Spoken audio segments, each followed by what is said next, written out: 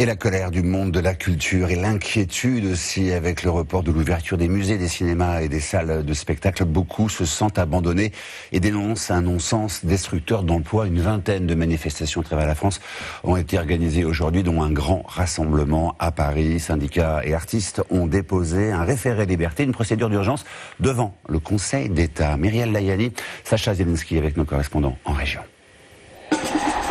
Ils devaient reprendre leur activité aujourd'hui. Les voici mobilisés dans la rue. Ça, c'est la première chose. En Ile-de-France, le monde de la culture s'est réuni place de la Bastille. L'ensemble de la profession réclame la réouverture immédiate des musées, salles de spectacle et cinémas. Je peux plus tenir. Je vis sur les petites économies que j'avais de mes tournées, qui au fur et à mesure sont en train de disparaître comme mon métier actuellement. On demande surtout que notre secteur soit traité avec justice. Et pour cela, les professionnels du secteur vont engager un référé liberté demain devant le Conseil d'État. L'objectif ? Obtenir l'annulation du décret interdisant la reprise d'activité, mais aussi être au cœur des décisions.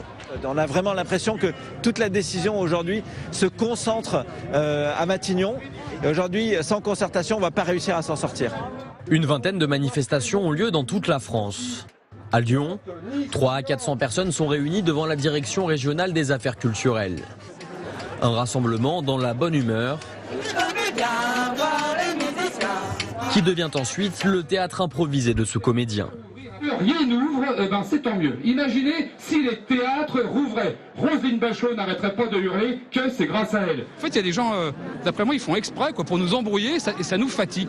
Et ça nous empêche de peut-être penser à l'essentiel, juste ouvrir tout simplement. Voilà. À Nantes, c'est avec des flambeaux qu'ils manifestent et exigent du changement pour un secteur durement touché par la crise sanitaire. Le ministère de la Culture prévoit une baisse de 25% du chiffre d'affaires en 2020.